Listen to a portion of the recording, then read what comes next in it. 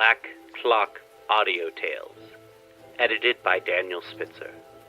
Black Clock Audio Tales is a PG-TTCM production. Join us in our exploration of old ghost stories, supernatural fiction, horror tales, folk tales, fantasy, the gothic tradition, weird tales, and cosmic horror.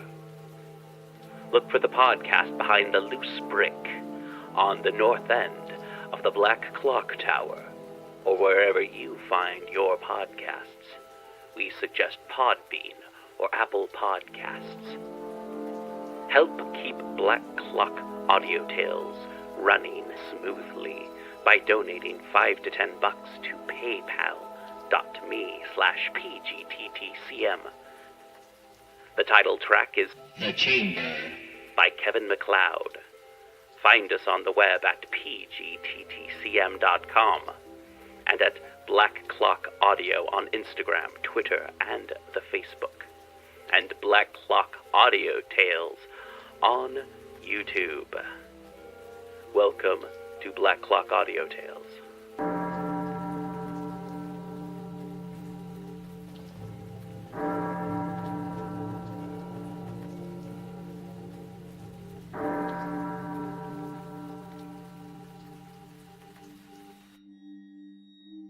Chapter 2 of Dracula. Dracula by Bram Stoker. Chapter 2. Read by M.B. Jonathan Harker's Journal. 5 May. I must have been asleep, for certainly, if I had been awake, I must have noticed the approach of such a remarkable place. In the gloom the courtyard looked of considerable size, and as several dark ways led from it under great round arches, it perhaps seemed bigger than it really is. I have not yet been able to see it by daylight. When the caleche stopped, the driver jumped down and held out his hand to assist me to alight. Again I could not but notice his prodigious strength. His hand actually seemed like a steel vice that could have crushed mine if it had chosen. Then he took my traps and placed them on the ground beside me as I stood close to a great door, old and studded with large iron nails, and set in a projecting doorway of massive stone. I could see even in the dim light that the stone was massively carved, but that the carving had been much worn by time and weather. As I stood, the driver jumped again into his seat and shook the reins. The horses started forward, and trap and all disappeared down one of the dark openings. I stood in silence where I was, for I did not know what to do.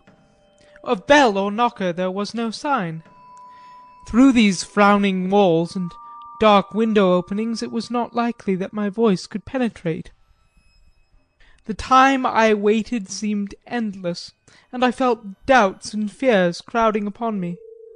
What sort of place had I come to, and among what kind of people? What sort of grim adventure was it on which I had embarked?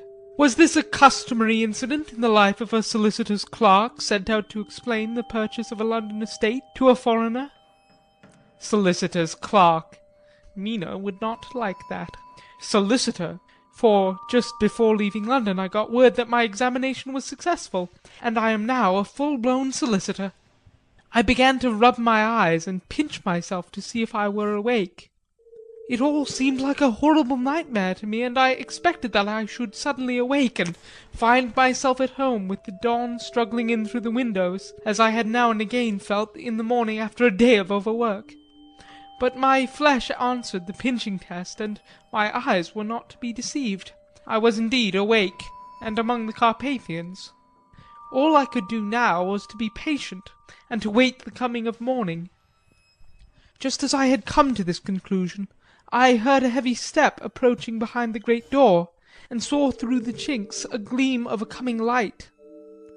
Then there was the sound of rattling chains, and the clanking of massive bolts drawn back. A key was turned with the loud grating noise of long disuse, and the great door swung back. Within stood a tall old man, clean-shaven save for a long white moustache, and clad in black from head to foot, without a single speck of colour about him anywhere. He held in his hand an antique silver lamp, in which the flame burned without a chimney or globe of any kind, throwing long quivering shadows as it flickered in the draught of the open door. The old man motioned me in with his right hand, with a courtly gesture, saying in excellent English, but with a strange intonation, "Welcome to my house. Enter freely and of your own free will." He made no motion of stepping to meet me, but stood like a statue, as though his gesture of welcome had fixed him into stone. The instant, however, that I had stepped over the threshold, he moved impulsively forward, and, holding out his hand, grasped mine with a strength which made me wince, an effect which was not lessened by the fact that it seemed cold as ice, more like the hand of a dead than a living man. Again he said, "Welcome to my house. Enter freely. Go safely, and leave something of the happiness you bring." The strength of the handshake was so much akin to that which I had noticed in the driver, whose face I had not seen, that for a moment I doubted if it were not the same person to whom I was speaking. So to make sure I said interrogatively, "Count Dracula?" He bowed in a courtly way as he replied, "I am Dracula, and I bid you welcome, Mr. Harker, to my house. Come in, the night air is chill, and you must need to eat and rest." As he was speaking, he put the lamp on a bracket on the wall, and stepping out, took my luggage. He had carried it in before I could forestall him. I protested, but he insisted. "Nay, sir, you are my guest. It is late, and my people are not available. Let me see to your comfort myself." He insisted on carrying my traps along the passage, and then up a great winding stair, and along another great passage, on whose stone floor our steps rang heavily. At the end of this he threw open a heavy door, and I rejoiced to see within a well-lit room, in which a table was spread for supper, and on whose mighty hearth a great fire of logs, freshly replenished, flamed and flared. The Count halted, putting down my bags, closed the door, and crossing the room, opened another door, which led into a small octagonal room, lit by a single lamp, and seemingly without a window of any sort. Passing through this, he opened another door, and motioned me to enter. It was a welcome sight, for here was a great bedroom well lighted and warmed with another log fire, also added to but lately, for the top logs were fresh, which sent a hollow roar up the wide chimney. The Count himself left my luggage inside and withdrew, saying before he closed the door, "You will need after your journey to refresh yourself by making your toilet. I trust you will find all you wish. When you are ready, come into the other room, where you will find your supper prepared." The light and warmth and the Count's courteous welcome seemed to have dissipated all my doubts and fears. Having then reached my normal state, I discovered that I was half famished with hunger. So making a hasty toilet, I went into the other room. I found supper already laid out. My host, who stood on one side of the great fireplace, leaning against the stonework, made a graceful wave of his hand to the table, and said, "I pray you, be seated and sup how you please. You will, I trust, excuse me that I do not join you, but I have dined already, and I do not sup." I handed to him the sealed letter which Mr. Hawkins had entrusted to me. He opened it and read it gravely. Then, with a charming smile, he handed it to me to read. One passage of it, at least, gave me a thrill of pleasure. "I must regret that an attack of gout, from which malady I am a constant sufferer, forbids absolutely any travelling on my part for some time to come, but I am happy to say I can send a sufficient substitute, one in whom I have every possible confidence. He is a young man, full of energy and talent in his own way, and of a very faithful disposition. He is discreet and silent, and has grown into manhood in my service. He shall be ready to attend on you when you will during his stay, and shall take your instructions in all matters." The Count himself came forward and took off the cover of a dish, and I fell to at once on an excellent roast chicken. This, with some cheese and a salad and a bottle of old Tokay, of which I had 2 glasses, was my supper. During the time I was eating it the Count asked me many questions as to my journey, and I told him by degrees all I had experienced. By this time I had finished my supper, and by my host's desire had drawn up a chair by the fire and begun to smoke a cigar, which he offered me, at the same time excusing himself that he did not smoke. I had now an opportunity of observing him, and found him of a very marked physiognomy. His face was a very strong, aquiline, with high bridge of the thin nose and peculiarly arched nostrils, with lofty domed forehead and hair growing scantily round the temples but profusely elsewhere. His eyebrows were very massive, almost meeting over the nose, and with bushy hair that seemed to curl in its own profusion. The mouth, so far as I could see it under the heavy moustache, was fixed and rather cruel looking, with peculiarly sharp white teeth. These protruded over the lips, whose remarkable ruddiness showed astonishing vitality in a man of his years. For the rest, his ears were pale, and the tops extremely pointed. The chin was broad and strong, and the cheeks firm though thin. The general effect was one of extraordinary pallor. Hitherto I had noticed the backs of his hands as they lay on his knees in the firelight, and they had seemed rather white and fine, but seeing them now close to me I could not but notice that they were rather coarse, broad, with squat fingers. Strange to say, there were hairs in the centre of the palm. The nails were long and fine, and cut to a sharp point. As the Count leaned over me and his hands touched me, I could not repress a shudder. It may have been that his breath was rank, but a horrible feeling of nausea came over me, which, do what I would, I could not conceal. The Count, evidently noticing it, drew back, and with a grim sort of smile, which showed more than he had yet done his protuberant teeth, sat himself down again on his own side of the fireplace.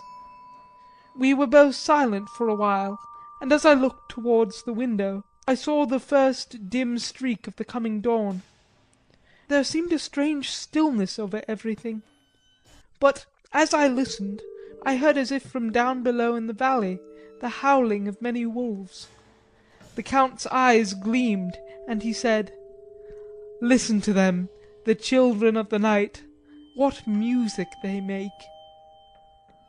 Seeing, I suppose, some expression in my face strange to him, he added, "Ah, sir, you dwellers in the city cannot enter into the mind of the hunter."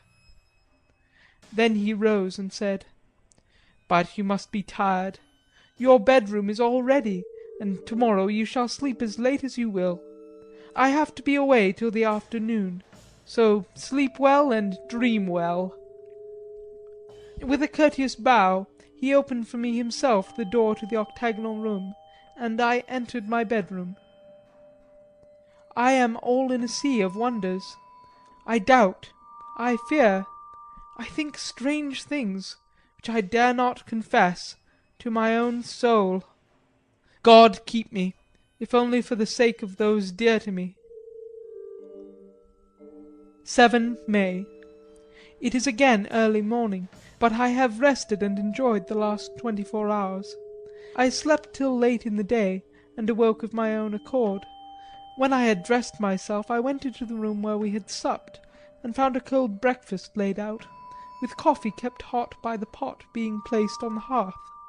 There was a card on the table, on which was written, "I have to be absent for a while.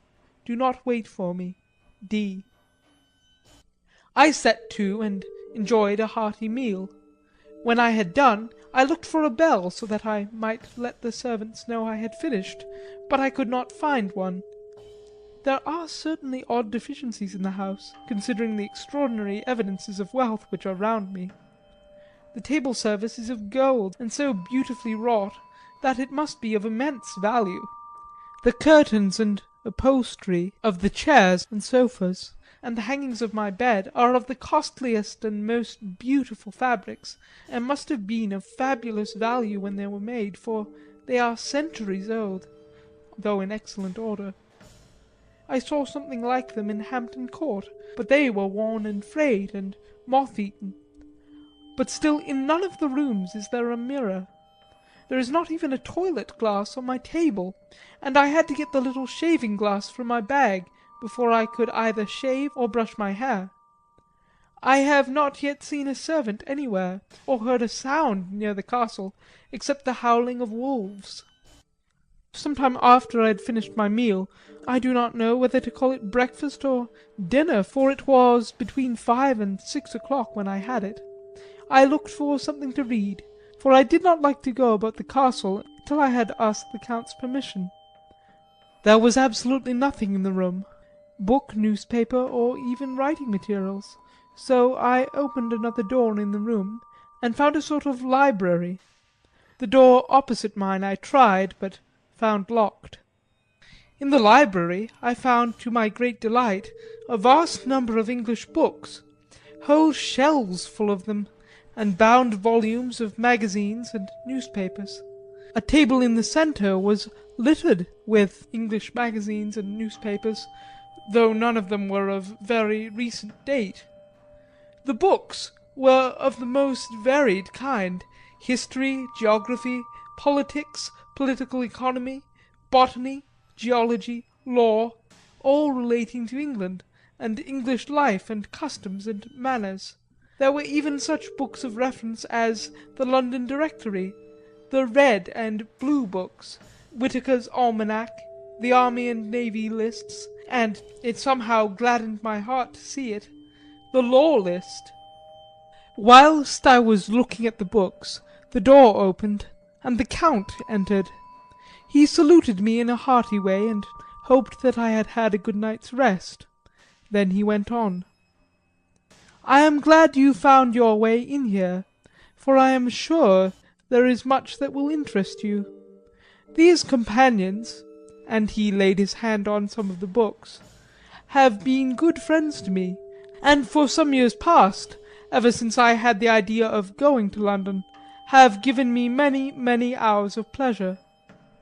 Through them I have come to know your great England, and to know her is to love her. I long to go through the crowded streets of your mighty London, to be in the midst of the whirl and rush of humanity, to share its life, its change, its death, and all that makes it what it is. But alas! As yet I only know your tongue through books. To you, my friend, I look that I know it to speak. But, Count, I said, you know and speak English thoroughly. He bowed gravely.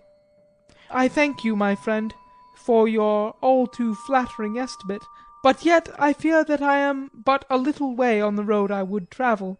True, I know the grammar and the words, but yet I know not how to speak them. Indeed, I said, you speak excellently. Not so, he answered. Well I know that, did I move and speak in your London, none there are who would not know me for a stranger. That is not enough for me. Here I am noble, I am a boyar. The common people know me, and I am master. But a stranger in a strange land, he is no one. Men know him not, and to know not is to care not for. I am content if I am like the rest, so that no man stops if he sees me, or pauses in speaking if he hears my words. Aha! A stranger! I have been so long alone, that I would be master still, or at least that none other should be master of me. You come to me not alone as an agent of my friend Peter Hawkins of Exeter, to tell me all about my new estate in London. You shall, I trust, rest with me here a while, so that by our talking I may learn the English intonation. and I would that you would tell me when I make error even in the smallest in my speaking. I am sorry that I had to be away so long today, but you will, I know, forgive one who has many important affairs in hand. Of course, I said all I could about being willing, and asked if I might come into that room when I chose. He answered, yes, certainly, and added, you may go anywhere you wish in the castle, except where the doors are locked, where, of course, you will not wish to go. There is reason that all things are as they are, and did you see with my eyes and know with my knowledge, you would perhaps better understand. I said I was sure of this, and then he went on. We are in Transylvania, and Transylvania is not England. Our ways are not your ways, and there shall be to you many strange things. Nay, from what you have told me of your experiences already, you know something of what strange things there may be. This led to much conversation, as it was evident that he wanted to talk, if only for talking's sake. I asked him many questions regarding things that had already happened to me or come within my notice. Sometimes he sheered off the subject, or turned the conversation by pretending not to understand, but generally he answered all I asked most frankly. Then, as time went on, and I had got somewhat bolder, I asked him of the strange things of the preceding night, as, for instance, why the coachman went to the places where he had seen the blue flames. Then he explained to me that it was commonly believed that on a certain night of the year, last night, in fact, when all evil spirits are supposed to have unchecked sway, a blue flame is seen over any place where treasure has been concealed. That treasure has been hidden, he went on, in the region through which you came last night, there can be but little doubt. For it was the ground fought over for centuries by the Wallachian, the Saxon, and the Turk. Why, there is hardly a foot of soil in all this region that has not been enriched by the blood of men, patriots or invaders. In the old days there were stirring times, when the Austrian and the Hungarian came up in hordes, and the patriots went out to meet them, men and women, the aged and the children too, and waited their coming on the rocks above the passes, that they might sweep destruction on them with their artificial avalanches. When the invader was triumphant he found but little, for whatever there was has been sheltered in the friendly soil. But how, said I, can it have remained so long undiscovered, when there is a sure index to it if men will but take the trouble to look? The Count smiled, and as his lips ran back over his gums, the long, sharp, canine teeth showed out strangely. He answered, because your peasant is at heart a coward and a fool. Those flames only appear on one night, and on that night no man of this land will, if he can help it, stir without his doors. And, dear sir, even if he did, he would not know what to do. Why, even the peasant that you tell me of, who marked the place of the flame, would not know where to look in daylight, even for his own work. Even you would not, I dare be sworn, be able to find these places again. There you are right, I said. I know no more than the dead where even to look for them. Then we drifted into other matters. Come, he said at last, tell me of London, and of the house which you have procured for me. With an apology for my remissness, I went into my own room to get the papers from my bag. Whilst I was placing them in order, I heard a rattling of china and silver in the next room, and as I passed through, noticed that the table had been cleared and the lamp lit, for it was by this time deep into the dark. The lamps were also lit in the study or library, and I found the Count lying on the sofa, reading, of all things in the world, an English Bradshaw's Guide. When I came in he cleared the books and papers from the table, and with him I went into the plans and deeds and figures of all sorts. He was interested in everything, and asked me a myriad questions about the place and its surroundings. He clearly had studied beforehand all he could get on the subject of the neighbourhood, for he evidently at the end knew very much more than I did. When I remarked this, he answered, "Well, but my friend, is it not needful that I should? When I go there I shall be all alone, and my friend Harker Jonathan—nay, pardon me, I fall into my country's habit of putting your patronymic first—my friend Jonathan Harker will not be by my side to correct and aid me. He will be in Exeter, miles away, probably working at papers of the law with my other friend, Peter Hawkins. So we went thoroughly into the business of the purchase of the estate at Purfleet. When I had told him the facts and got his signature to the necessary papers, and had written a letter with them ready to post to Mr. Hawkins, he began to ask me how I had come across so suitable a place. I read to him the notes which I had made at the time, and which I inscribe here. At Purfleet, on a by-road, I came across just such a place as seemed to be required, and where was displayed a dilapidated notice that the place was for sale. It was surrounded by a high wall of ancient structure built of heavy stones, and has not been repaired for a large number of years. The closed gates are of heavy old oak and iron, all eaten with rust. The estate is called Carfax, no doubt a corruption of the old Cat Face, as the house is four-sided, agreeing with the cardinal points of the compass.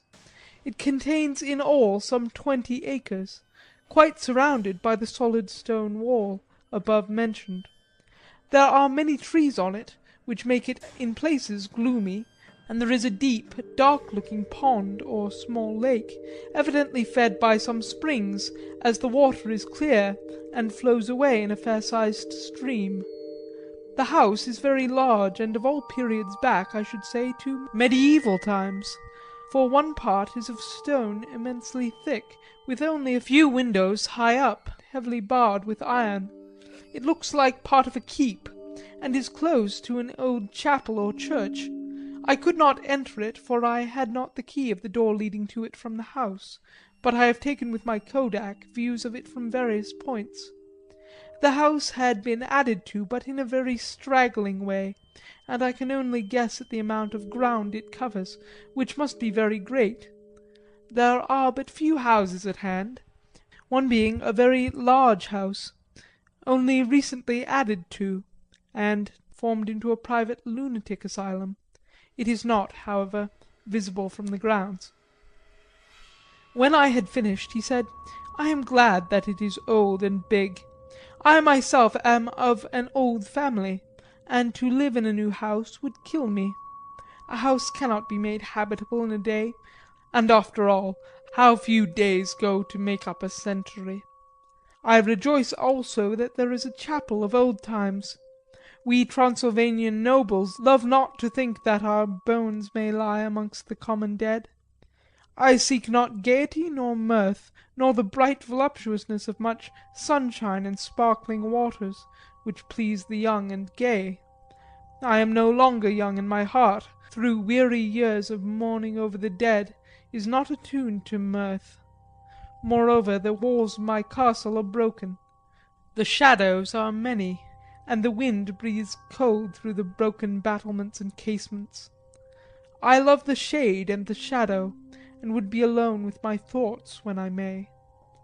Somehow his words and his look did not seem to accord, or else it was that his cast of face made his smile look malignant and saturnine. Presently, with an excuse, he left me, asking me to pull my papers together. He was some little time away, and I began to look at some of the books around me. One was an atlas, which I found opened naturally to England, as if that map had been much used. On looking at it I found in certain places little rings marked, and on examining these I noticed that one was near London on the east side, manifestly where his new estate was situated. The other two were Exeter and Whitby on the Yorkshire coast. It was the better part of an hour when the Count returned. "Aha!" he said, "still at your books? Good, but you must not work always. Come, I am informed that your supper is ready." He took my arm, and we went into the next room, where I found an excellent supper ready on the table. The Count again excused himself, as he had dined on his being away from home, but he sat as on the previous night and chatted whilst I ate. After supper I smoked as on the last evening, and the Count stayed with me, chatting and asking questions on every conceivable subject, hour after hour. I felt that it was getting very late indeed, but I did not say anything, for I felt under obligation to meet my host's wishes in every way. I was not sleepy, as the long sleep yesterday had fortified me, but I could not help experiencing that chill which comes over one at the coming of the dawn, which is like, in its way, the turn of the tide. They say that people who are near death die generally at the change to dawn, or at the turn of the tide. Anyone who has, when tired, and tied, as it were, to his post, experienced this change in the atmosphere can well believe it. All at once we heard the crow of the cock coming up with preternatural shrillness through the clear morning air. Count Dracula, jumping to his feet, said, "Why, there is morning again! How remiss I am to let you stay up so long! You must make your conversation regarding my dear new country of England less interesting, so that I may not forget how time flies by us." And with a courtly bow he quickly left me. I went into my room and drew the curtains, but there was little to notice. My window opened into the courtyard. All I could see was the warm grey of quickening sky, so I pulled the curtains again and have written of this day. 8 May. I began to fear, as I wrote in this book, that I was getting too diffuse.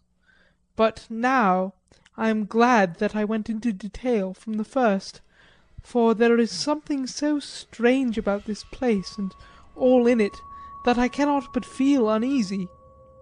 I wish I were safe out of it, or that I had never come. It may be that this strange night existence is telling on me, but would that that were all. If there were any one to talk to, I could bear it, but there is no one. I have only the Count to speak with, and I fear I am myself the only living soul within the place. Let me be prosaic so far as facts can be. It will help me to bear up, and imagination must not run riot with me. If it does, I am lost. Let me say at once how I stand, or seem to. I only slept a few hours when I went to bed, and feeling that I could not sleep any more, got up. I had hung my shaving glass by the window, and was just beginning to shave.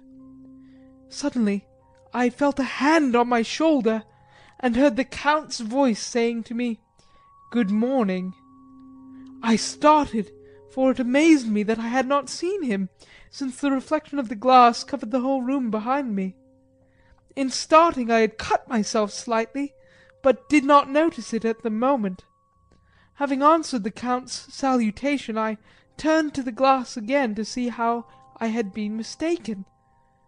This time there could be no error, for the man was close to me, and I could see him over my shoulder. But there was no reflection of him in the mirror. The whole room behind me was displayed, but there was no sign of a man in it, except myself. This was startling, and coming on top of so many strange things, was beginning to increase that vague feeling of uneasiness which I always have when the Count is near.